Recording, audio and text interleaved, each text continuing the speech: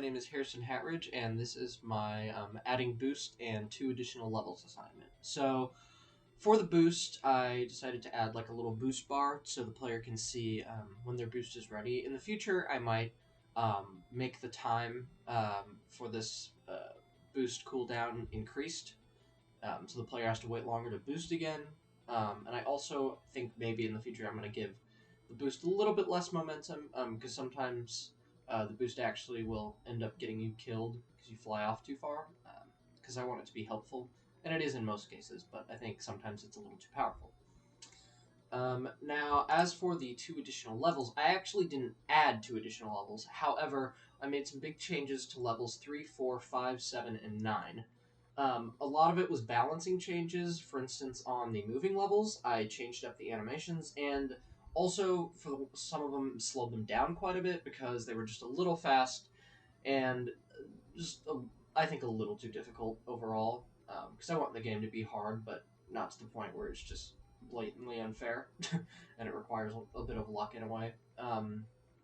So yeah, those were the major changes I did for those levels, and in the future I would like to either add maybe a couple more levels, because I like the idea of the amount of levels I have, but I would be okay with adding like maybe 2 or 3 more, and if I did, it would need to be introducing some new mechanics, because kind of how I have everything set up is each level introduces a new mechanic and then combines mechanics, or combines mechanics. And so, for instance, I have 2 ideas. One is for explosive platforms that push the player back after they go over them, and then another idea is to change gravity on some of the levels randomly. That would be something I need to think about in terms of like where in the levels I want to put those. Like, where do I want to introduce the exploding platforms, and where do I want to introduce the inverse gravity?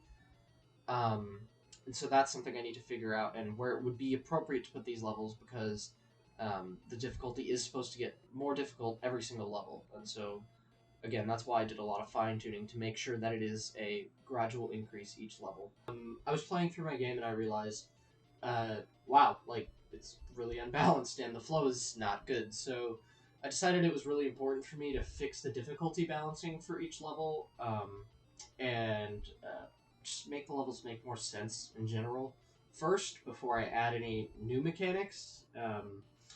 And so I know I didn't add 2 levels this week, but I really did work hard to expand on the levels that I have created, which are quite a lot, and just make that, I guess, ascent into difficulty more, you could say smooth, I guess.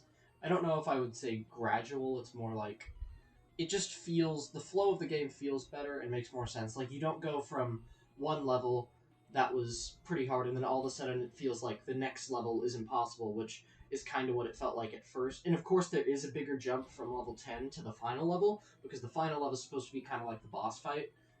So there is a bigger leap there, but the transition in between levels, difficulty-wise now, is smoother, and it doesn't feel like there's these big giant difficulty leaps between the levels. And so that was really important to me. And also changing up the animations, making them smoother, and also just refining the player movement a little bit as well, because not only did I add the boost, I also did make the player change up the physics a little bit so it would be a little bit more controllable, because, again, it was just really hard. So, yeah.